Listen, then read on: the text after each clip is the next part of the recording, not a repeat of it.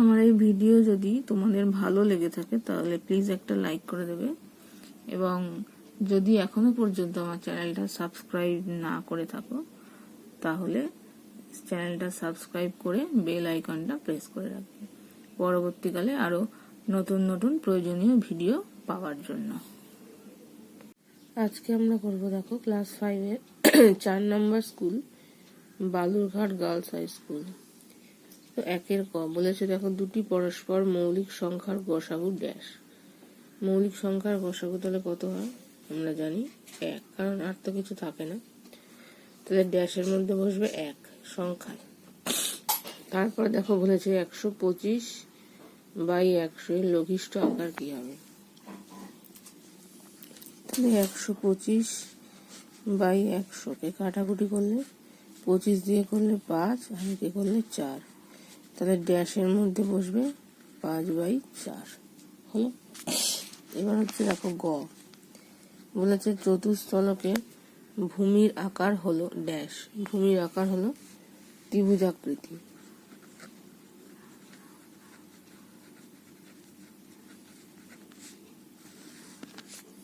Next হচ্ছে ঘ কোন একটি ত্রিভুজের একটি কোণ 120 ডিগ্রি হলে অবশিষ্ট কোণ দুটির সমষ্টি হবে ড্যাশ। কত হবে? তিনটে কোণের সমষ্টি হচ্ছে 180 হয়, তাহলে একটা যদি 120 হয় তাহলে বাকি দুটোর সমষ্টি কত হবে? 60 ডিগ্রি। তার মানে ড্যাশের মধ্যে বসবে হচ্ছে 60 ডিগ্রি হলো। এবার হচ্ছে বৃত্তের ড্যাশ বিন্দু থেকে বৃত্তের পরিধির প্রতিটি বিন্দুর দূরত্ব সমান। কেন্দ্র থেকে পরিধি পর্যন্ত যতগুলো দূরত্ব টানা যাবে সেটাই হচ্ছে ব্যাসার্ধ, তা কেন্দ্র থেকে দূরত্ব সমান। তোমরা যখন লিখবে পুরো লিখে নিয়ে তারপর ড্যাশে বসাবে, আমি শুধু উত্তরটা লিখলাম। এবার হচ্ছে 2 এর ক বলেছে 9 এর গুণনীয়ক গুলি কি কি। 9 এর গুণনীয়ক মানে হচ্ছে 9 কে ভাগ করা যায় এই সংখ্যাগুলো কত? 1, 3 আর 9, আর কিছু দিয়ে ভাগ করা যায় না, তাহলে 9 এর গুণনীয়ক গুলি হলো 1, 3 এবং 9। এবার দেখো ক্ষয়েরটা এবিসিডি জমির চারদিকে বেড়া দিতে কত মিটার বেড়ার প্রয়োজন। তাহলে দেখো বেড়া দেয়া মানে হচ্ছে পরিসীমা, পরিসীমা মানে 2 × দৈর্ঘ্য যোগ প্রস্থ। তাহলে অর্ধেক বেড়া দিতে মানে কি হবে? শুধু দৈর্ঘ্য যোগ প্রস্থ করতে হবে। তাহলে এখানে আছে দৈর্ঘ্য হচ্ছে 20 মিটার আর প্রস্থ আছে 10 মিটার, তাহলে 20 যোগ 10 করতে হবে। তাহলে 20 যোগ 10 তাহলে 30 মিটার। 30 মিটার দৈর্ঘ্যের বেড়া প্রয়োজন হলো। এবার হচ্ছে গ স্থানীয় মানে বিস্তার করো। 901.54 এটাকে ভাঙা যায় 900, শূন্যটা দশকের স্থানটা লিখলাম না লিখলেও চলে যেহেতু শূন্য আছে। 5/10 প্লাস 4/100 হলো। এবার বলেছে দেখো ঘনক আর সমকোণী চৌবলের একটি প্রধান পার্থক্য। ঘনকের প্রত্যেক কটা বাহুর দৈর্ঘ্য সমান, কিন্তু সমকোণী চৌবলের প্রত্যেক কটা বাহুর দৈর্ঘ্য সমান নয়, এটাই হচ্ছে প্রধান পার্থক্য। তাই এটা লিখে নেবে, ঘনকের প্রতিটি বাহুর দৈর্ঘ্য সমান কিন্তু সমকোণী চৌবলের প্রতিটি বাহুর দৈর্ঘ্য সমান নয়। এরপরে দেখো বলেছে কাজের পরিমাণ নির্দিষ্ট থাকলে লোক সংখ্যার সঙ্গে দিন সংখ্যার সম্পর্ক কিরূপ। ব্যস্ত সম্পর্ক, তাহলে উমরটা হবে ব্যস্ত। এবার দেখো বলেছে বৃত্তচাপের একটি উদাহরণ হলো অর্ধবৃত্ত, এটা সত্যি না মিথ্যা। দেখো অর্ধবৃত্ত হচ্ছে বৃত্তের যে অর্ধেক পোর্শনটা থাকে সেইটা, আর বৃত্তচাপ হচ্ছে বৃত্তের থেকে একটু ছোট পোর্শন নিয়ে সেটা, তাহলে এটা মিথ্যা হবে, তাহলে অয়েরটা হবে মিথ্যা। তারপর বলেছে দুটি সমকেন্দ্রিক বৃত্তের ব্যাসার্ধের দৈর্ঘ্যগুলি সমান না অসমান। সমকেন্দ্রিক বৃত্ত মানে একটা ছোট একটা বড় হবে, কেন্দ্রটা সমান হবে, তাহলে ব্যাসার্ধগুলো অসমান হবে হলো। এবার দেখো বলেছে 8 ও 10 উভয় সংখ্যা দ্বারা বিভাজ্য ক্ষুদ্রতম সংখ্যাটি নির্ণয় করো। তাহলে বিভাজ্য ক্ষুদ্রতম সংখ্যা নির্ণয় করতে গেলে আমাকে 8 আর 10-এর লসাগু করতে হবে। তাহলে দেখো 8 আর 10-এর লসাগু আমি করব। 8 আর 10 2 দিয়ে করলে হচ্ছে 4, এটা হচ্ছে 5। তাহলে লসাগু কত হবে? লসাগু হবে হচ্ছে 2 গুণ 4 গুণ 5, তার মানে হচ্ছে 40। তাহলে 8 ও 10 দ্বারা বিভাজ্য ক্ষুদ্রতম সংখ্যাটি হলো 40, এইভাবে লিখবে। এরপরে দেখো বলেছে বড় থেকে ছোট আকারে সাজিয়ে কোনটি ছোট কোনটি বড় তা লেখো। তাহলে বড় থেকে ছোট আকারে সাজিয়ে পাই, দেখো বড় থেকে ছোট হিসাবে সাজিয়ে পাই। কি পাই? সব থেকে বড় এখানে কোনটা দেখো, সব থেকে বড় হচ্ছে এইটা 0.73। 0.73। তারপরে হচ্ছে দেখো 0.30। তারপরে হচ্ছে দেখো 0.07 আর তারপরে 0.03 হলো। এরপরে দেখো বলেছে সুষম আকৃতির ঘনবস্তু অসম আকৃতির ঘনবস্তু দুটি করে উদাহরণ দাও যা তোমরা প্রত্যেক দিন দেখতে পাও। সুষম আকৃতির কি হতে পারে? দুটো কেন, অনেক বেশি হতে পারে। বই হতে পারে, চেয়ার হতে পারে, টেবিল হতে পারে, অনেক কিছুই হতে পারে। লুডো ছক্কা হতে পারে। সুষম আকৃতি কি লিখতে পারো? দুটো লিখবে, লুডো ছক্কা, বই, চেয়ার, টেবিল, যে কোনো দুটো লিখবে। আর অসম আকৃতির কি হতে পারে? ভাঙা জিনিস আর কি, ভাঙা পাঁচিল হতে পারে, তারপর ভাঙা পাথরের টুকরো হতে পারে, এইরকম এবড়ো খেবড়ো যার কোনো নির্দিষ্ট আকার নেই সেইটা। ঠিক আছে, ভাঙা পাঁচিল, ভাঙা পাথরের টুকরো।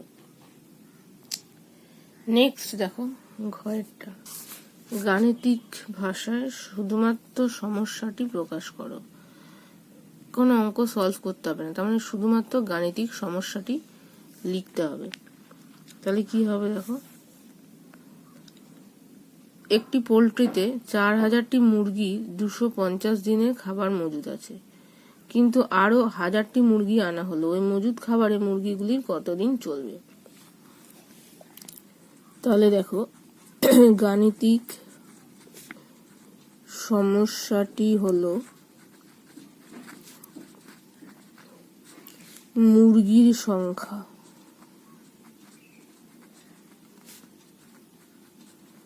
মুরগির সংখ্যা প্রথমে কত ছিল? প্রথমে ছিল 4000, তারপর 4000-এর সাথে আরো 1000 হলো, টোটাল হলো 5000। আর এখানে হবে দিন সংখ্যা।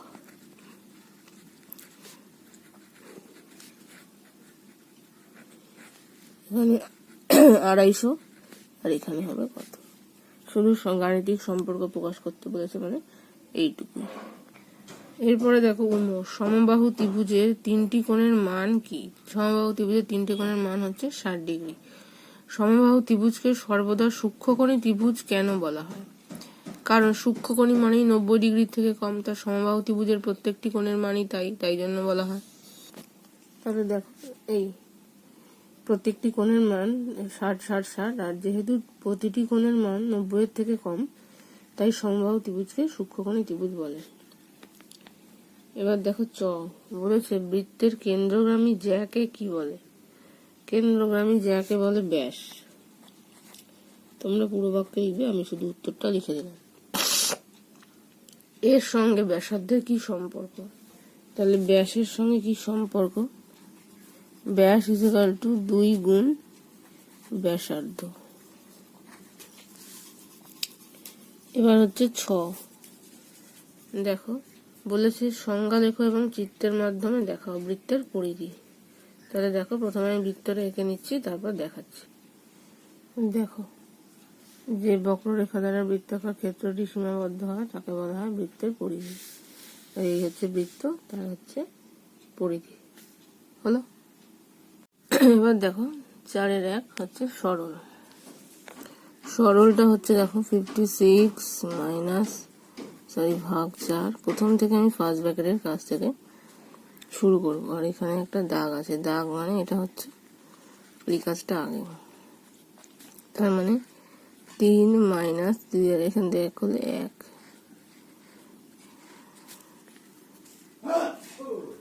তার মানে 56 ভাগ 4, 8 বিয়োগ এখানে কিছু নেই মানে এটা হয়ে যাবে এর, এটা হবে 2, তার মানে 56 ভাগ 4, 8 বিয়োগ 5, 2 এর 2 মানে হচ্ছে 4, 2 দুগুণে 4।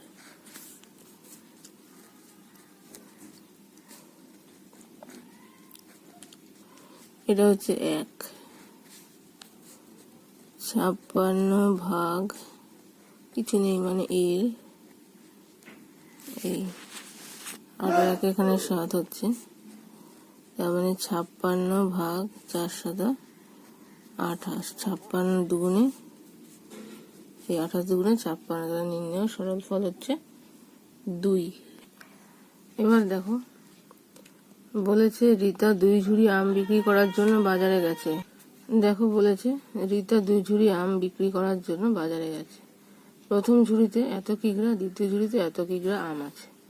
দিনের শেষে রীতা দেখলো প্রথম ঝুড়িতে এত কিগ্রা, দ্বিতীয় ঝুড়িতে এত কিগ্রা আম পড়ে আছে। তাহলে সে মোট কত কিগ্রা আম বিক্রি করেছে? তাহলে প্রথম ঝুড়িতে এত ছিল, শেষে পড়ে আছে এইটা, তাহলে কত বিক্রি হয়েছে? এইটা মাইনাস এইটা। একইভাবে দ্বিতীয় ঝুড়িতে ছিল এইটা, পড়ে আছে এইটা, তাহলে বিয়োগ করলে যেটা পাবো সেটা হচ্ছে বিক্রি হয়েছে, তারপর দুটো যোগ করতে হবে। দেখো এইভাবে লিখবে, দিনের শুরুতে প্রথম ঝুড়িতে ছিল এত, দিনের শেষে প্রথম ঝুড়িতে ছিল এত। এবার তাহলে বিক্রি কত হয়েছে বিয়োগ করতে হয়। বিয়োগ মানে 8 কত হলে 15 হয়, 7 হলে 7 আর 1 8, 8 কত হলে 12 হয়, 4 হলে হাতে 1 এখানে 2 হয়ে যাবে, তার মানে 6, এটা হয়ে যাবে 13 এত কিগ্রা। এবার একইভাবে দিনের শুরুতে দ্বিতীয় ঝুড়িতে ছিল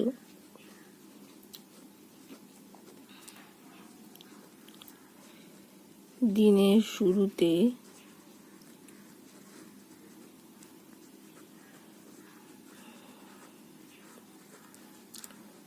দ্বিতীয় ঝুড়িতে ছিল হচ্ছে 18.387 কিগ্রা।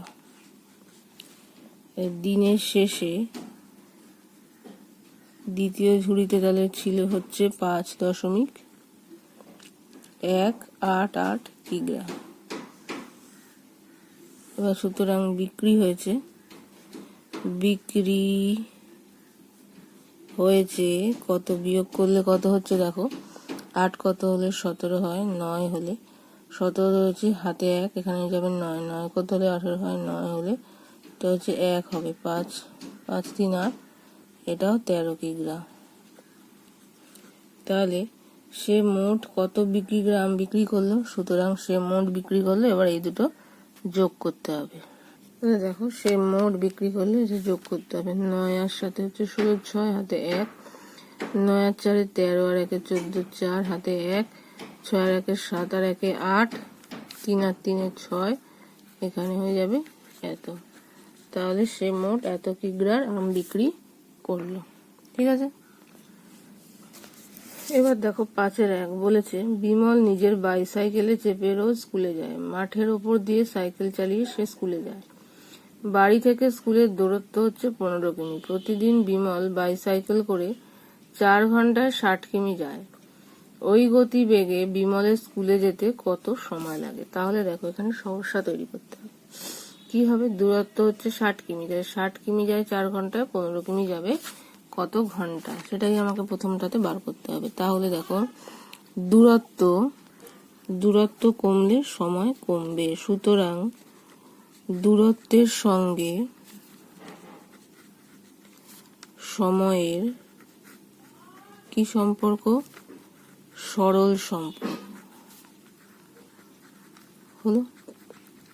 তাহলে 60 কিমি যেতে সময় লাগে, 60 কিমি যেতে সময় লাগে 4 ঘন্টা। 1 কিমি যেতে সময় লাগবে কত? নিশ্চয়ই কম, তার মানে 4/60 ঘন্টা।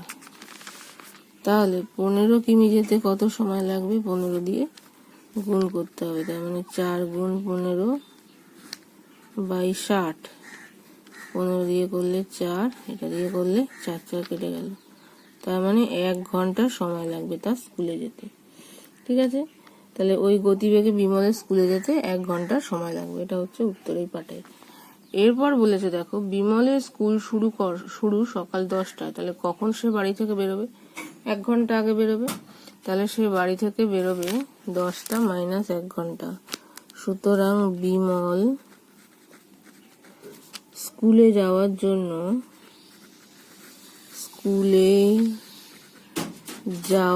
জন্য বাড়ি থেকে বেরোবে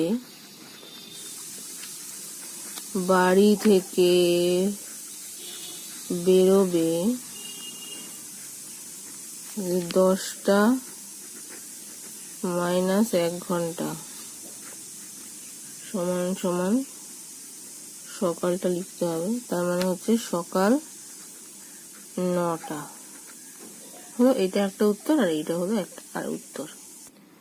এবার দেখো খ বলেছে, একটি জিপে তোমার বাড়ি থেকে তোমার মামার বাড়ি যেতে 2 ঘন্টা সময় লাগে, কিন্তু তোমার বাড়ি থেকে তোমার জেঠুর বাড়ি যেতে 6 ঘন্টা লাগে। তাহলে মামার বাড়ি যেতে 2 ঘন্টা, জেঠুর বাড়ি যেতে 6 ঘন্টা।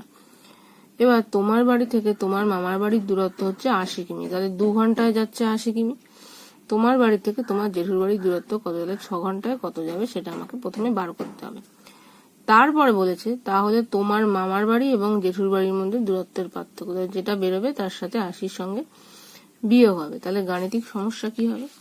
দেখো 2 ঘন্টায় যায় 80 কিমি, আর 6 ঘন্টায় কত যাবে? তাহলে সময় বাড়লে দূরত্ব বাড়বে। তাহলে কি সম্পর্ক হবে? সরল সম্পর্ক, সময় বাড়লে দূরত্ব বাড়বে। সুতরাং সময়ের সঙ্গে দূরত্বের সরল সম্পর্ক। তাহলে সুতরাং 2 ঘন্টায় আমি যেতে পারি, 2 ঘন্টায় আমি যেতে পারি 80 কিমি। তাহলে 1 ঘন্টায় আমি যেতে পারবো 80/2, আর 6 ঘন্টায় আমি যেতে পারবো 80/2 × 6, 3 দিয়ে করলে 3 × 8 = 24, 240 কিমি। তাহলে আমার বাড়ি থেকে আমার জেঠুর বাড়ির দূরত্ব হচ্ছে 240 কিমি। হলো, এটা হচ্ছে একটা উত্তর। তাহলে আমার মামার বাড়ি আর জেঠুর বাড়ির দূরত্বের পার্থক্য কত? 240 বিয়োগ 80। সুতরাং মামার বাড়ি ও জেঠুর বাড়ির দূরত্বের পার্থক্য, জেঠুর বাড়ির দূরত্বের পার্থক্য = 240 - 80 এত কিমি। 0 8 কত হলে 4, 8 আর 6 14, হাতে 160 কিমি। হলো। এবার দেখো গয়েরটা বলেছে, একটি চৌবাচ্চায় 3/4 লিটার জল ছিল, কিছুক্ষণ পর সেখান থেকে 2/3 লিটার জল খরচ হয়েছে। তুমি আবার বালতি করে চৌবাচ্চায় 1/5 লিটার জল ঢাললে, এখন চৌবাচ্চায় কত লিটার জল আছে? তাহলে কি করতে হবে? দেখো প্রথমে দেখো এই স্টেটমেন্টটা লিখতে হবে। কিছু যেটা ছিল প্রথমে এত জল ছিল, সেখান থেকে 2/3 খরচ হয়েছে, আবার ঢেলেছি 1/5, তাহলে কত আছে? প্রথমে হচ্ছে ছিল 3/4, তার থেকে তুলে নেওয়া হয়েছে 2/3, মানে সেটা বিয়োগ হলো। আবার আমি ঢেলেছি 1/5, তাহলে এত লিটার হবে। এটা হচ্ছে চৌবাচ্চায় জল আছে। তাহলে বিয়োগটা আমি করে নিই। 3 4 হচ্ছে 12, তাহলে 3 3 9 মাইনাস 4 2 8 প্লাস 1/5, তাহলে এটা হবে 1/12 যোগ 1/5। এই এখানে হয়ে যাচ্ছে 5 12 60, 5 আর 12, তার মানে হচ্ছে 7 5 12 আর 2 হচ্ছে 17। এত লিটার জল আছে তাহলে এখন চৌবাচ্চায় হলো। এখনো চৌবাচ্চাটির কত লিটার খালি আছে। এবার হচ্ছে মোট অংশ সমান মোট লিটার সমান 1, এত লিটার। সুতরাং বলেছে যে এখনো কত লিটার খালি আছে, সুতরাং এখনো খালি আছে 1 বিয়োগ 17/60 বিয়োগ করতে হবে। তার মানে এখানে হবে 60 বিয়োগ 17, তার মানে 3 হলে 20, 43/60। তাহলে এইটা হচ্ছে ভর্তি আছে, এটা খালি আছে। দুটো উত্তর। এবার দেখো ঘয়েরটা বলেছে একটি বর্গাকার মাঠের ক্ষেত্রফল 900 বর্গমিটার। ওই বর্গাকার মাঠটির সমান পরিসীমা বিশিষ্ট। তাহলে তার সেই সমান পরিসীমা বিশিষ্ট আয়তক্ষেত্রের মাঠের দৈর্ঘ্য হচ্ছে 40। তাহলে এই যে বর্গক্ষেত্র আছে তার ক্ষেত্রফল থেকে আমি প্রথমে বাহুর দৈর্ঘ্য বার করব, তারপর পরিসীমা। তাহলে দেখো বর্গাকার মাঠের ক্ষেত্রফল 900 বর্গমিটার। সুতরাং মাঠটির বাহুর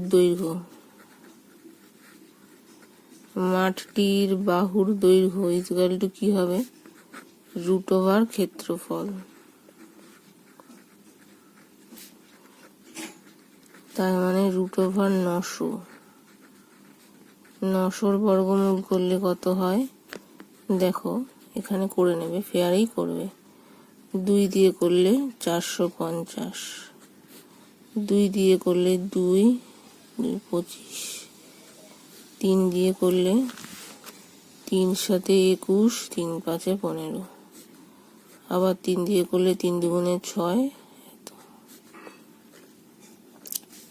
সুতরাং √900 ইকুয়াল টু √2 গুণ 2, 3 গুণ 3, 5 গুণ 5।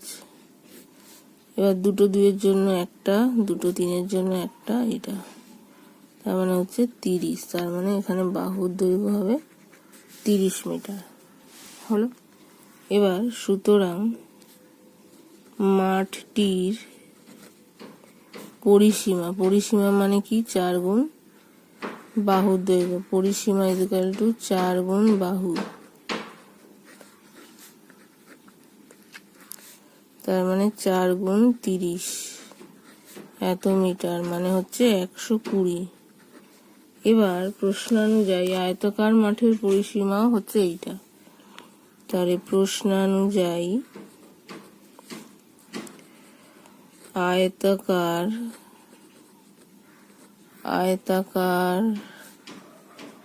মাঠটির পরিসীমা হচ্ছে 120 মিটার। আর একটা দৈর্ঘ্য দেয়া আছে, এবং দৈর্ঘ্য দেয়া আছে দেখো 40 মিটার। সুতরাং প্রস্থ কি হবে, অর্ধ পরিসীমা মানে 120/2 বিয়োগ দৈর্ঘ্য, এইটা হচ্ছে প্রস্থ হয় আয়তক্ষেত্রে। অর্ধ পরিসীমা মাইনাস দৈর্ঘ্য করলে প্রস্থ বেরোয়। তার মানে 60 - 40 ইকুয়াল টু হচ্ছে 20 মিটার। হলো। এবার ক্ষেত্রফল, যেহেতু মাঠে ঘাস লাগাতে হবে তার মানে ক্ষেত্রফল, আর বেড়া দিতে হলে পরিসীমাটা লাগবে। সুতরাং ক্ষেত্রফল, ক্ষেত্রফল মানে হচ্ছে দৈর্ঘ্য গুণ প্রস্থ বর্গ একক, তার মানে হচ্ছে 40 গুণ 20 বর্গ মিটার, তার মানে 4 দুগুণে 8 মানে 800। এবার বলেছে প্রতি বর্গ মিটারে 10 টাকা খরচ হলে সম্পূর্ণ মাঠে ঘাস লাগাতে কত খরচ হবে। তাহলে 10 দিয়ে গুণ করতে হবে। তাহলে সুতরাং সম্পূর্ণ মাঠে ঘাস লাগাতে খরচ হবে 800 গুণ 10, তার মানে হচ্ছে 8000 টাকা। হলো। এবার দেখো 6 ক বলেছে স্থূলকোণী ত্রিভুজ আর বিষমবাহু ত্রিভুজ কাকে বলে চিত্রসহ সংজ্ঞা দাও। তাহলে দেখো স্থূলকোণী ত্রিভুজটা প্রথমে বলি।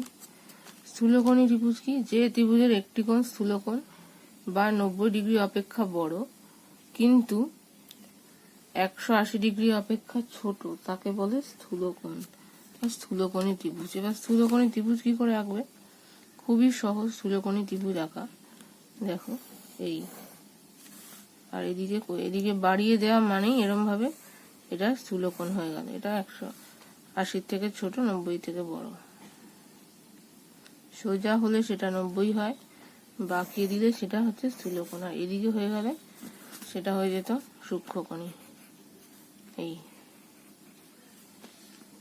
হ্যাঁ, স্থূলকোণী ত্রিভুজ এখানে নিচে লিখে দেবে স্থূলকোণী ত্রিভুজ, স্থূলকোণী ত্রিভুজ হলো। এবার দেখো বিষমবাহু ত্রিভুজ। বিষমবাহু ত্রিভুজ কাকে বলে? যে ত্রিভুজের 3টি বাহুই পরস্পর অসমান তাকে বিষমবাহু ত্রিভুজ বলে। তাহলে দেখো বিষমবাহু ত্রিভুজ কি করে আঁকবে?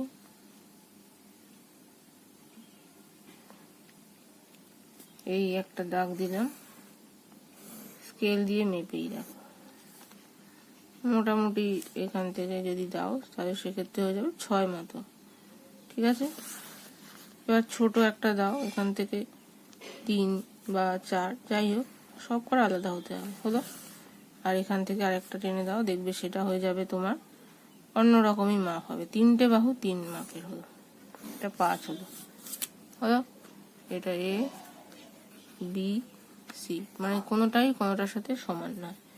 তাহলে এটা হয়ে গেল বিষমবাহু ত্রিভুজ, বিষমবাহু ত্রিভুজ হলো। নেক্সট দেখো অথবা দিয়ে বলেছে একটি ত্রিভুজ অঙ্কন করো এবিসি, যার এ কোণ হচ্ছে 90 ডিগ্রি, বি কোণ 45 ডিগ্রি, সি কোণ 45 ডিগ্রি, এবং এই ত্রিভুজটি কি ধরনের ত্রিভুজ এবং বিসি বাহুর নাম কি। তাহলে দেখো তোমরা এখন সেরকম ভাবে ত্রিভুজ আঁকা শেখোনি, তাও যেহেতু কোশ্চেনটা দিয়েছে আমি তোমাদের দেখাচ্ছি। দেখো প্রথমে একটা সরল রেখা আঁকবে। ঠিক আছে, এই একটা দেখো যে কোনো সরল রেখা আঁকলাম। এইবার চাঁদা দিয়ে এখানে বসাবে, বসিয়ে এইটার সাথে মাপ যেরকম ভাবে 90 ডিগ্রি, এইটার সাথে এই যে দাগটা একদম এইটা মানে দাগের এই যে পয়েন্টটা সেখানে মেলাবে, মিলিয়ে নিয়ে এখান থেকে 90 ডিগ্রি করবে। হলো। এবার এইটার সঙ্গে স্কেলটা জুড়ে দেবে, এটা 90 ডিগ্রি হয়ে গেল। এবার বলেছে 45 ডিগ্রি 45 ডিগ্রি, তাহলে এইখানে 45 ডিগ্রি করতে হবে। আবার এইটার সাথে এই দাগটার সাথে এইটা এখানে মেলাবে, মিলিয়ে এখান থেকে আমি বসিয়ে এইখানে 45 ডিগ্রিটা হবে। হলো। তাহলে 45 ডিগ্রি হবে এইখানে।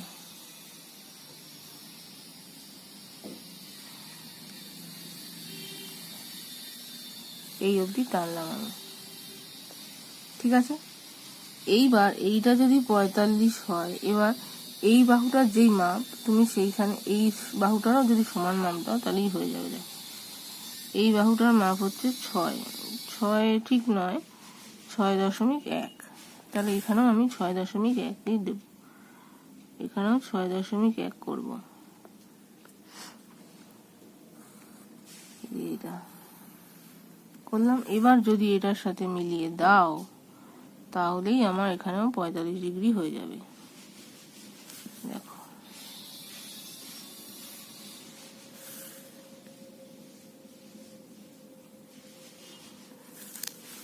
এবার এটার সাথে এটাকে মিলিয়ে দেবে।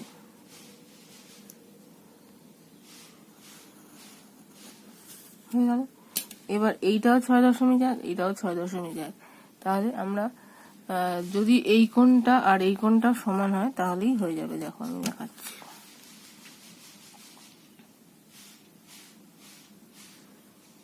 দেখো এটাও আমার 45 ডিগ্রি হয়েছে। এইটা একটা নিয়ম আছে যে এই যেই দুটো কোণ সমান হবে তার সংলগ্ন বাহু দুটোও সমান হয়, তাহলে এইটা 45 ডিগ্রি করে আঁকবে, আর এই দিকে যেই মাপটা নেবে এই দিকেই বাহু সেটা মাপ নেবে। আর যদি কোণের মাপ নাও নিতে চাও এখানে 90 ডিগ্রিটা করবে, এবার এই দিকে যেই যত সেমি নেবে এইখানেও তত সেমি নেবে, তারপর দুটোকে জুড়ে দেবে, তাহলেই আমার 45 হয়ে যাবে। তাহলে এই কোণটা আমার কত হলো? 45 ডিগ্রি হলো। এই কোণটাও আমার 45 ডিগ্রি হলো, আর এই কোণটা 90 ডিগ্রিতে এরকম চিহ্ন দিতে হয়। এটা হয়ে গেল। সরি, এটা বাংলায় তোমাদের লিখতে হতো। এটা 45, এটাও 45। এবার এই কোণটা এ কোণ ছিল হচ্ছে তোমার 90 ডিগ্রি, ঠিক আছে। এইটা বি, এইটা হচ্ছে সি। এবার বলেছে উক্ত ত্রিভুজটি কি ধরনের? এটা হচ্ছে সমকোণী সমদ্বিবাহু ত্রিভুজ হলো।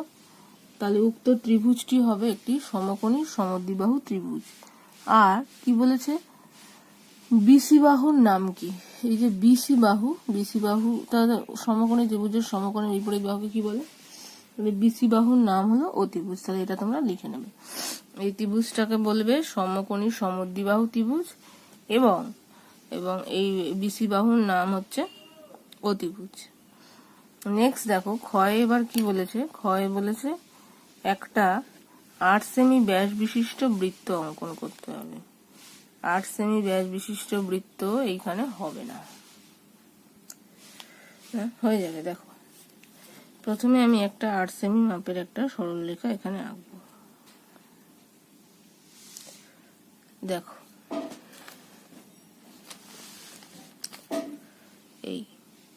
এই 8 সেমি মাপের একটা সরলরেখা আমি প্রথমে আঁকলাম,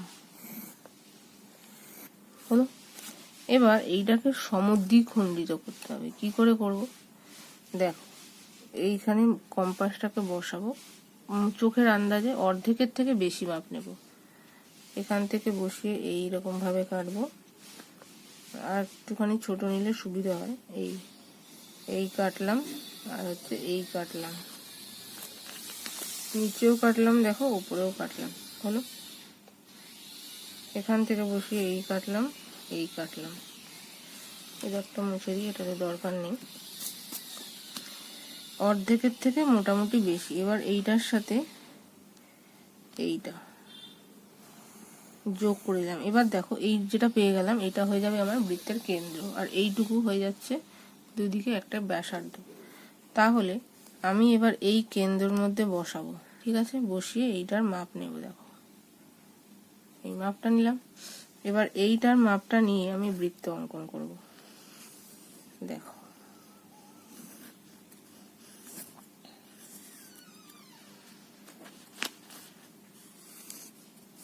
এই হয়ে গেল আমার বৃত্ত,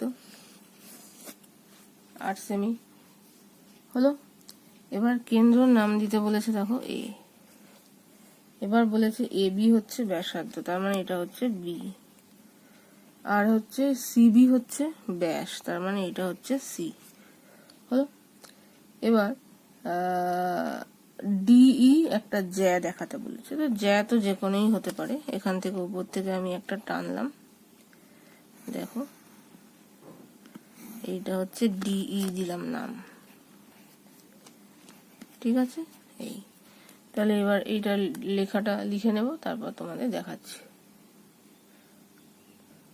দেখো এইরকম ভাবে লিখবে। এই লেখাটা নিচে লিখতে হতো, নিচে যেহেতু আমার জায়গা নেই সেই জন্য আমি তোমাদের পাশে লিখে দেখালাম।